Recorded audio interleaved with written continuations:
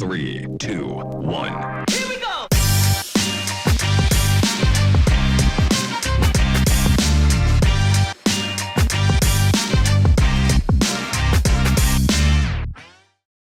Hello, and welcome back to another episode of the Texas Private School Podcast, a special baseball episode with our first and so far only recurring guest, Brandon Brunson of TexasHighSchoolBaseball.com. Brandon rounds up the private school sector of that. He does a tremendous job. I mentioned to him before we started recording. I followed him since I was in high school, and he does a tremendous job. So, Brandon, thank you so much for coming back to the show, and we really appreciate having you back on. How have things been?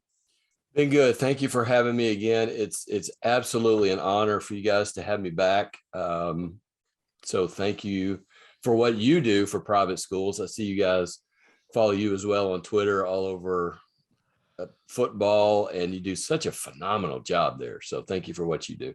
Oh, I appreciate that. It's mutual respect both ways. I forgot to introduce my co-host, Walker Lott, but all of y'all know him already. Walker and I join you from College Station, Texas. Walker, just a brief rundown. How have you been? How have things been around College Station? I mean, I've been a little more relaxed. The award show was kind of, that's kind of done. So that's been good. And trying to get all these awards ready to go, shipped out. But it's been good, not many tests. I mean, Wes, did you just get your ring somewhat recently? I did, actually. There you go. Congratulations. I appreciate that.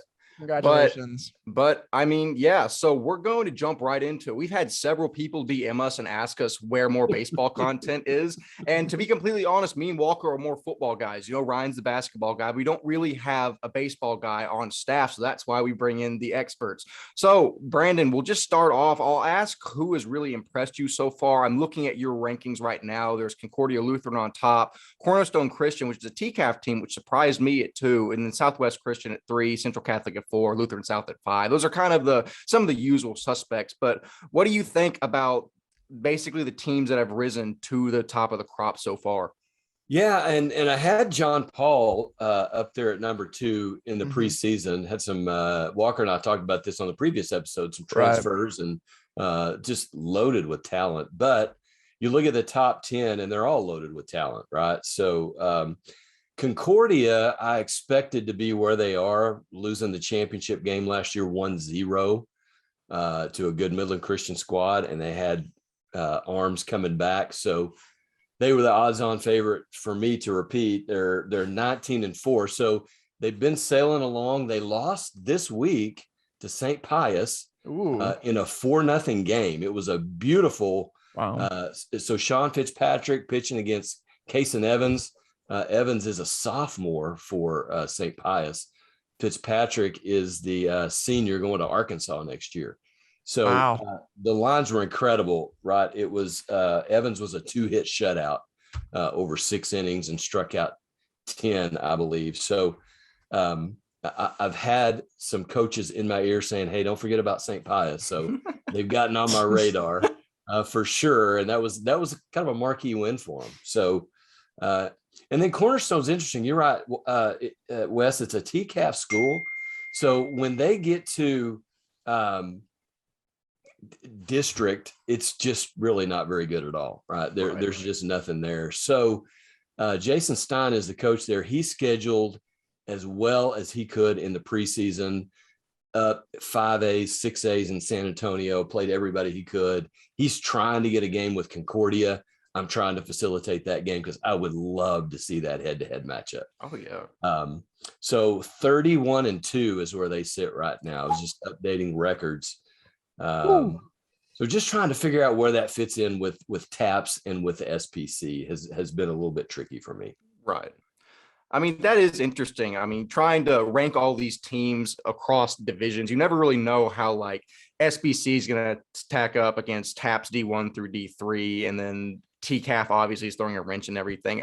I will ask, I didn't mention this before, but how does that? Because we do that with power rankings, but it's even to a higher degree with you doing this, trying to cross evaluate talent through division. So what's kind of the thought process behind that, and how hard is it to stack up a TAPS D1 team versus a TCAF team? Yeah, it feels almost impossible. I'll be honest with you. It is. So when you said the phrase power rankings, I love that idea. And it made me think, well, maybe I could do a power ranking, because I think there's some teams like even a Division V school like Weatherford Christian. So they won the state championship as freshmen. COVID knocked out their sophomore year. They won it as juniors. Probably would have won it 4 years in a row. They're very talented. They could play against anybody, and they will. It would be all downside for a Concordia or a Midland Christian to play Weatherford, but Weatherford would do it, and they would probably be able to compete just because they have the arms. Wow. So what I did, I just made a call and decided my big schools are going to be TAPS, D1, D2, and the SPC, knowing that the SPC has smaller schools, but I don't want to get into separating that. So the lower small school, I call small school, is Division 3, 4, and 5 of TAPS. So if we expand and we've been working on the website a little bit and perhaps expanding to TCAP and some other divisions, it's just going to complicate things for me. But the schools and the kids deserve the coverage. So we're going to see what we can do. But that's how I've done it. Knowing that there's a school like, for instance, Southwest Christian, they're number 3 in the big school poll. They can easily play with the Concordias and the John Pauls and the Division Ones. Wow. Without question. Yeah, that's basically how we do it, West. The same thing for rankings wise. I mean, we just have it. Luckily, football for SBC's up is separated 4A through A, so it's a little luckier than y'all. But that's how we do it. But yeah, it's almost the exact same. I'm going to guess that everyone is always very pleased with your rankings, and you almost get always positive feedback. Would I be correct in assuming that? Is that true for you guys? Of course, people always. Oh my gosh, it's funny. It's funny to be able to talk to someone that does the same thing, because I'm sure we get very, very similar reactions to our power rankings. Yeah. So here's the thing, though. Baseball still takes the back seat to football, so there's not as many people paying attention. Although I think we're gathering some steam and some support. So I haven't caught a lot of flack. It's funny that you ask it. This week, I had 2 coaches that were on me. Won't say who they were because I like them both a lot. And they both texted me within about 2 hours of each other, and they were not happy with me. And my response was, I do the best I can, and I'm able to take the heat. I'm the one that did the ranking, so you're talking to the right guy. Exactly. The best I can do is put you back on the radar, take a look, take a second look, like maybe I missed something, right? That's possible. So let me take a second look, and I'm not going to put you in there just because you were upset with me, but I will promise to give you a fair shake and a second look if I'm in fact missing something. Walker, that whole process sounds very familiar. Yeah, absolutely. No, that is funny. I do want to hit on your small school top 10, because we gave a lot of love to the large schools, but obviously sometimes the smaller schools fall under the radar. You have Bay Area Christian at 1, Cypress Christian at 2, Weatherford 3, Ovilla Christian, a team I'm actually pretty familiar with, at 4, and Pantego Christian at 5. I'll ask before we get started, just on a personal note, I don't want to take too many sidebars. Are you familiar with a team that was called East Texas Christian Academy? Faintly. I do remember the name. Yes. It's funny. They played in Ovilla's division. They were tiny. They finished at TAPS 1A, and they actually stopped existing like 2 years ago. But I had a bunch of friends that went there, and that's why I'm so familiar with Ovilla and just how phenomenal of a baseball program they've been. But back to the original conversation, like give us a rundown of what you think of some of these small schools that you think are in this top 10. Sure. And honestly, this year, in previous seasons, the small school has been harder to figure out, just for what you're saying, Wes. There's not as much information. It's hard to track down. And that's still true for the divisions at large. But for the poll, it's really been pretty easy this year. Bay Area won the championship. They had almost everybody coming back, so they were odds-on favorite to repeat. Cypress was loaded. One of them is going to knock the other one out before they get to the state tournament. The way the bracket is set up, that should be a state semifinal or final. It won't be. Weatherford, really good. I already talked about Weatherford, how good they were. Ovilla is going to be right there with Weatherford. They're very good. Greg Hayes does a really good job there at Ovilla. They've got a lot of talent. That's another school that they would play anybody, anywhere, anytime, and they would give them a game. So Ovilla is really strong.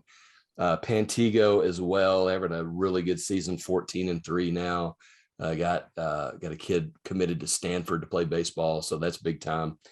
And then Classical is interesting. Midland Classical, went and watched them a couple of times last year because they're in town. And man, when I had eyes on them, I wasn't all that impressed. And they made it to the state tournament. And I doubted them in the final. I thought Rose Hill's going to win this game. And they didn't. Midland Classical wins the championship. And now they're sitting at 16-4. They're going to roll through their district.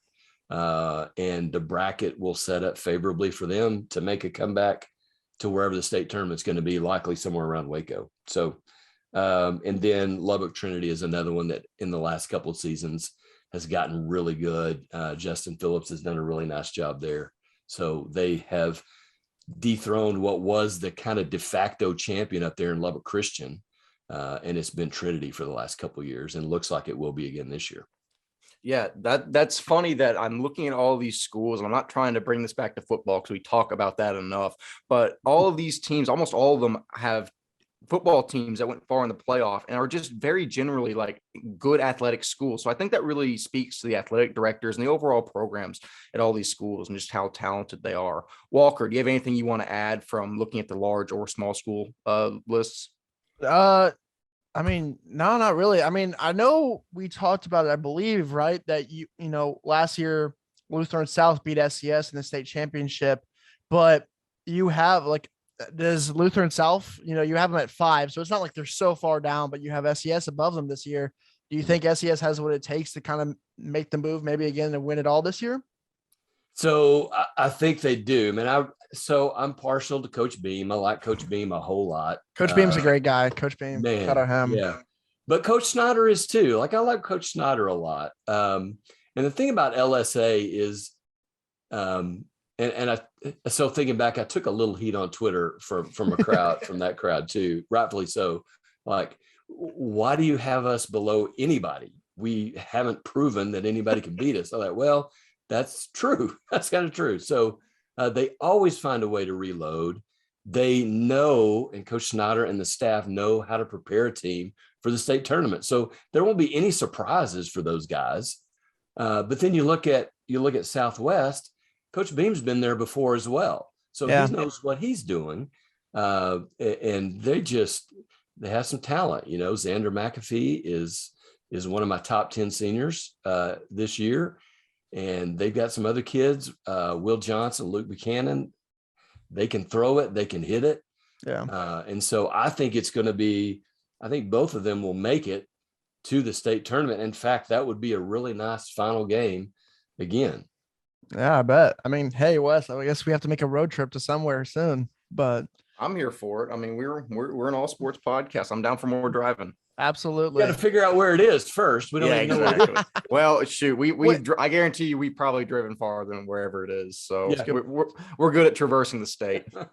And giving some love to the SBC schools. How do you look in? Because I know isn't it North versus South? Is that how they do it in the end, right? Or they do something like that. So how you looking? How you looking there? So interesting question. And I went to their website last night to see if they posted anything about how they're going to do it. Last year, it was a truncated tournament. They just took the top 2 from the North, 2 from the South, and played it off. Usually they take almost everybody, I think. Maybe they leave out 1 or 2. So it's a bigger bracket. They haven't posted anything about it. So I don't really know what's going to happen there. I do know this. Kincaid is the team to beat. The South is still the division to beat. So it's Kincaid and Episcopal. I was pretty high on Fort Worth Country Day, and they're still good, but Oak Ridge for me has been the surprise. They are 15-2. They've already beaten Country Day. So I think Oak Ridge now, along with Trinity Valley, are the 2 teams to beat, with Fort Worth Country Day just right there with those 2. Gotcha. Awesome. One thing I do want to bring up is Second Baptist. I actually went to their opening game versus John Cooper just because I am I'm a huge Coach Pirtle fan. I know he's not the head coach, but he's on staff there. I mean, I played for him when I was younger, and I just like Second Baptist and John Cooper. So I went to go watch that. Second Baptist won like 15-1, but everyone knew that was going to happen. But it was more just the talking I heard around from fans is that it sounded like this season was going to be state championship or bust. I mean, they were very high on the team they've had. I mean, looking through Max Preps, they've done all right. They lost 4-0 to St. Pius. They picked up some good wins, but let me see their record. They are 12-5. They're in your large school top 20. And there's about 3 or 4 TAPS 2 schools above them. So what do you think about the performance Second Baptist has had so far? Not bad at all, but what do you think their chances are moving forward and their aspirations for potential state championship? Yeah, so I think they're right there with Lutheran South. They actually, so they swept 2 from the Woodlands this week. So now they've moved to 14-5 and defeated one of the better teams in the district. So yes, with that sweep of the Woodlands this week, it sort of confirmed what I was thinking about Second Baptist.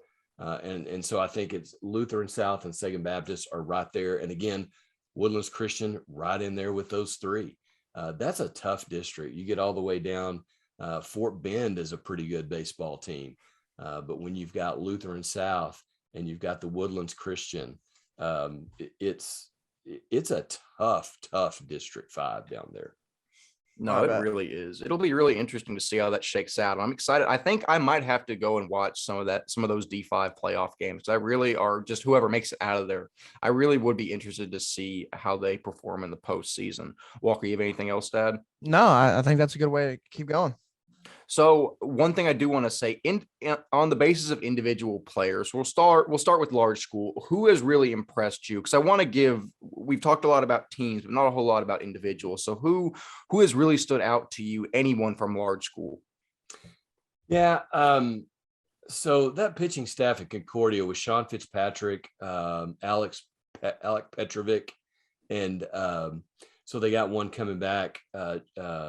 Jax Traeger, Nolan's the catcher. His younger brother Jax was pitching in the state tournament last year, hurt his elbow. He's about back. He's going to TCU. So they've got 3 guys, Arkansas, Auburn, and TCU, that they can roll out on the mound. And so when you do that, man, it's 1 game series all the way through. They can throw those one guys out there. Also a young man named Owen Collins who's pitched quite a bit for him. So those are some individual performers that I've been watching. Kason Evans, had him on my list as well at St. Pius. He's a sophomore, through that phenomenal game to beat Concordia. And so those are the ones I mentioned. Xander McAfee at Southwest Christian, really like him. Dad was a big league player, so he's been around the game, knows the game, and good kid. So that's it. You guys will need to keep a watch on this name, Jack Paris, out of Kincaid. So he's a freshman this year, starting on the varsity and throwing some innings.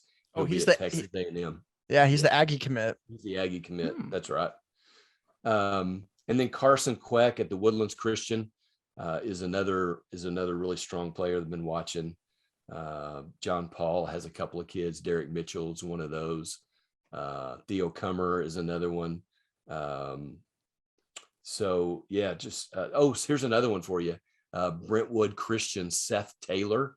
In Austin. Taylor, yeah, at Austin. So he's on top of the private school charts right now, 97 strikeouts. Just got the updated total from Coach Dagey this afternoon. So he's throwing really well. They have another kid named Jack Spring who's doing really well too. So and then Brook Hill, you mentioned Brook Hill, Wes. So they've got a couple of arms, Grayson Murray and Cade Chesley, who are both really good. I got to see those guys in person early in the season.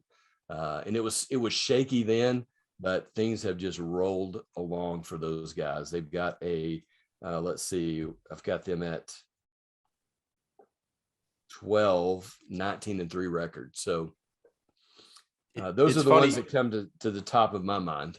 Not to interrupt you, but it's funny you bring up Grayson Murray. I actually covered him at a basketball tournament. Actually a tournament, a couple other games when I was in town over Christmas break. He's a very good basketball player as well, but I always knew and heard that he was better at baseball, but I haven't gotten a chance to cover him. So I know he's a tremendous athlete, but that's interesting you say that. And just we were talking off air about Brook Hill and just kind of they've always had a tremendous baseball program. So it's interesting to see them in the hunt and see if they can make any noise in the postseason in D2. For sure. He was my pitcher of the week. I think it was 2 weeks ago. Yeah, the only recollection I had of them, they came here to play football one year, playoff game, came all the way from Brook Hill here to Midland to play, and it was awful. That drive is awful. I will say it always seems to be for the Tyler schools, the last school to sneak into the playoffs, their reward is a death sentence, 8-hour drive to Midland to get whooped and then drive right back. I experienced that once as well. So it's always fun. Yeah. Yeah. I was talking to that. So I was talking to Coach Kieschnick at Fort Worth All Saints after their game here on Thursday night. And they're talking about that. So they're going down to Division II, All Saints, Midland, Liberty. They're all going down, and they're already talking about the district schedule for next year. And they want to play these 3-game series. I'm like, yeah, man, I'm like apologizing. I'm so sorry. Midland's the one that messes that up. You have to come out here. If it wasn't for Midland, you could set up these series and it would be pretty easy. But when you have to factor in that, it just is what it is. So I don't know how they're going to work it out. Texas is just too big of a state. There's just too much ground to cover to get across the whole state. Midland's always Midland and the Lubbock schools have always proven that. I remember like in basketball, we would always do like when we did our away game at Midland my freshman year, we would do the Midland trip and then also go back up to Lubbock and just do all away games at one time. So you could do that technically, something like that, but you could, and we just need, so it's going to be closer with Midland dropping down. Trinity's at 3 at Division 3. Midland will be at 2. Lubbock Christian's at 3.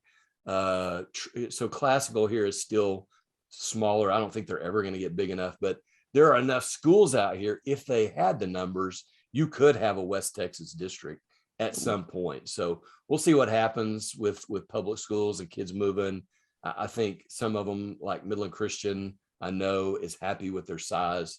I would suspect Lubbock Christian and Trinity are too. So it probably is just going to be what it is. Yeah. I would actually vouch for. I would love to see a West Texas district because I've never seen it. I don't think there's ever been anything like that in private schools, and I'd really like to see how that would end up panning out. There is not, and you know, Midland Christian for the longest time didn't play Lubbock Trinity, and in the last couple of years they've started playing and realized that Trinity is a competitive game for them. It's not a throwaway. So we've got to get those school sizes closer. Before you see something like that. But I'm with you, Wes. It would be fantastic, and the Dallas schools would love it. I know. A lot less driving. But to transition, we just talked about some of your top players from the large schools. Let's just flip the script real quick. Who are some guys that have impressed you from these smaller schools that might get overlooked a little bit just because of they're not TAPS D1 or D2? Sure. So the first one that comes to mind is at Bay Area, Jordan Medellin. He's a senior this year going to Baylor, played baseball at Baylor. So he's really good. Adam Atwell and Grayson Thalman are also right there at Bay Area. You got Cole Weisenbaker at Cypress. In Weatherford, you got Rand Green and Ethan Smith, who are towards the top of the strikeout list, leading that team. And then we already mentioned Court McDonald at Pantego. Is going to go to Stanford and play baseball. So Classical's got a couple of kids, Charles McMillan and Court Miller. Court Miller is their number one starter. He's going to play ball here at Midland College. So that's a pretty big deal for Classical. You know, I think I mentioned this with Walker before, this whole idea of JUCO baseball. People think it's got to be a D1 school, and JUCO is just for the leftovers. And man, that JUCO ball is so good. Kids can, if they think they're draftable, the JUCO route is a really good route to go because they retain their draft eligibility. So they could actually be drafted and end up at a place like Midland and then go back in the draft again. So it's a level of baseball that I don't think people fully understand. But it's a great route, especially for a smaller school kid like a Court Miller who hadn't been seen. He's right here in town. The inside scoop there would be Midland doesn't have to use a scholarship on a local kid. So they can use a different scholarship, bring somebody else in. Court's going to be a part of that team and play. He's that good. Oh, that's fantastic. Yeah, I do think, and that's just a general sports thing. A lot of people do think it's D1 or bust, and JUCOs get overlooked in every sport. And if you just go to a JUCO sporting event and you look at the talent on the field, you will very quickly understand it is not D1 or bust. You can find, as scouts know that too, you can find talent at any level. If you ball out, they'll find you. And I think you bring up a good point that people think it's D1 or bust, but in the end, it's not at all. It's not. And I've been doing the play-by-play for Midland College for the last month or two. So I get to do the broadcast and see those kids. And Midland's number one starter is a kid named Luke Young, and the Yankees have been out here watching him. So they find you. JUCO route is a good route to go. It's good baseball. Yeah, I mean, we literally had Quintero on, a couple episodes ago so one of his friends from Grace Community is named Alex Quintero, who's a punter, specialist guy for Grace, went to Blend JUCO down here in Brenham.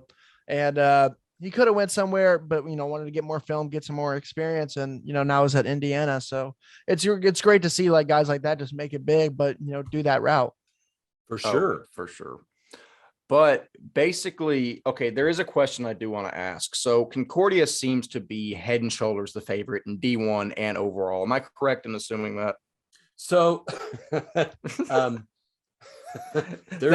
put you on the spot a little bit, but that's just what I'm noticing from looking at records and other stuff. So I would say they're the odds-on favorite. Yes, I would say that.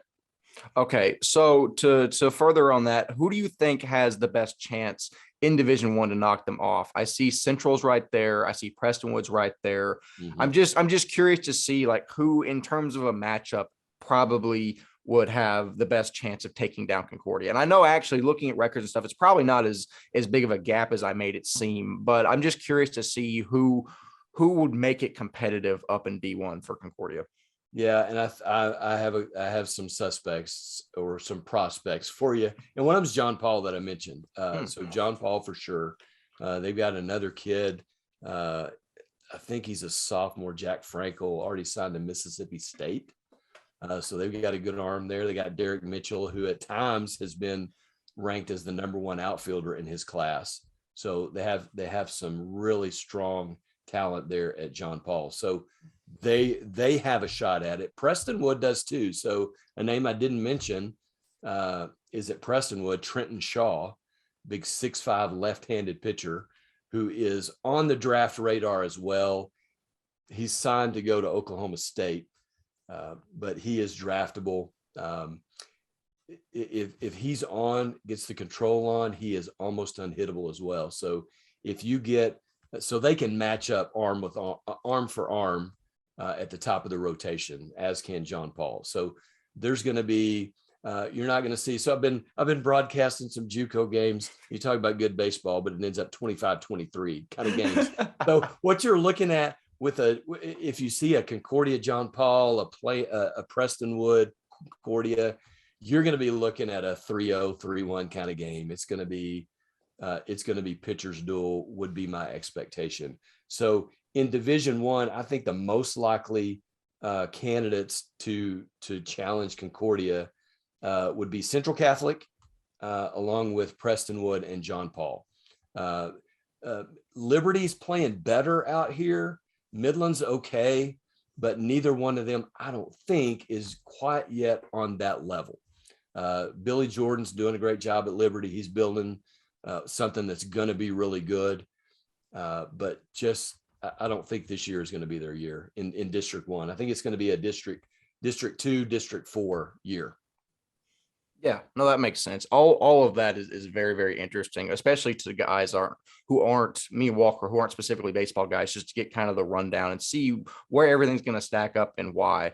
So, I mean, and I'll finish with small schools. Bay Area Christian, obviously, Bay Area and Cypress are right there. Who else in Division III do you think is really, really going to be competitive with those guys?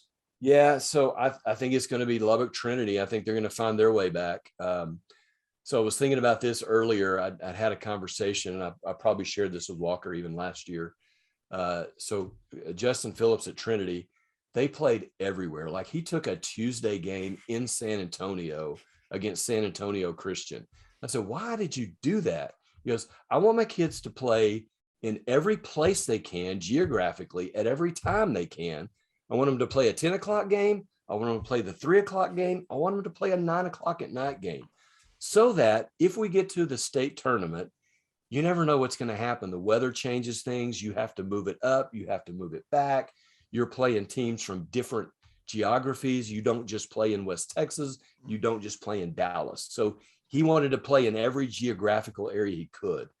And it pays off. They get to the state tournament. They just happen to run into Bay Area, right? And lose a 3-1 ball game. So I think they'll figure out a way to get back there, because he knows how to get them there. Pantego also, I think, could do that. You know, if you have a Stanford commit going for you, you're a lot better than a lot of them. So I think those are the most likely prospects to knock off a Bay Area. But I think it's probably going to be, I think it still comes down to Bay Area or Cypress. That makes sense. That would probably be my guess as of now, with my very, very limited knowledge, all of which I just gained from you. That's my entire baseball background this year. But Walker, is there anything you want to hit on before we exit this baseball episode? Yeah, I mean, what's your attention looking at right now for the future? What are you excited about coming up? Is there any like matchups you're excited for, or anything down the road you're looking forward to? Yeah, I'm looking forward to the rematch between Prestonwood and Plano John Paul.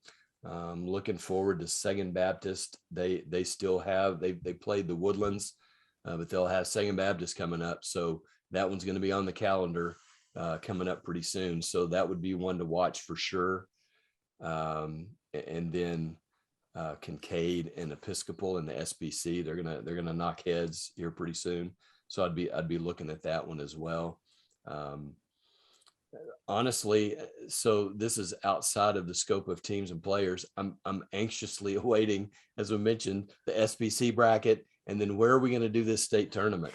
We're probably going to be somewhere around Waco, but I don't know. And I mentioned this, I'm trying to facilitate setting up that game between Cornerstone and Concordia. And they've got an open date coming up. Both of them have an open date coming up later in April. And I've put them in contact, and I keep checking in with them. Hey, how's it going? That's a selfish motive. I want to see them play. So that would be it. And then, LSA and LSA just swept Fort Bend, but the LSA Seguin Baptist thing, that may be the biggest one coming up. For sure. Yeah. Hey, we all have our selfless matchups we want to see. So I totally get it.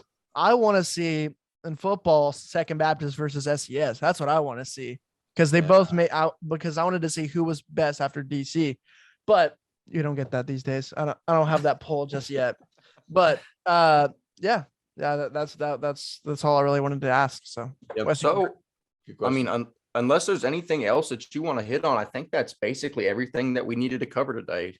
We said we were going to do early preseason, and then once district started to finish up, we do that. And then most likely I would like to do an episode once everything wraps up, either towards the end of playoffs or once everything's over, if that's all right with you.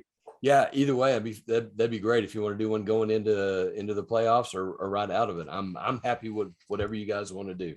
It's not even up to us at this point. We have so many people asking to bring you back. I mean, our hands are tied, whether we want to or not. You got to be back on. And hey, I think we'll be an honor for sure. And I think we'll probably be there at the state championships. We could do a live episode, us three, and talk baseball for a bit at the state championships. So I think that would be really fun to do. Man, whatever you guys want to do, I'm in. I'm sold on y'all. So. Oh, without a doubt. So that has been the episode of the Texas Private School Podcast. You can find Brandon Brunson at texashighschoolbaseball.com and on Twitter at PSTXHS Baseball. We will have both of those on screen. Brandon, I cannot thank you enough for coming on. You are yet again our first and only reoccurring guest, and I like to think that's for a reason. He does a tremendous job. Yet again, thank you so much. Yeah, Wes, Walker, thank you guys so much as well. So this has been the Texas Private School Podcast. We will see you in the next episode. See you later. 3, 2, 1.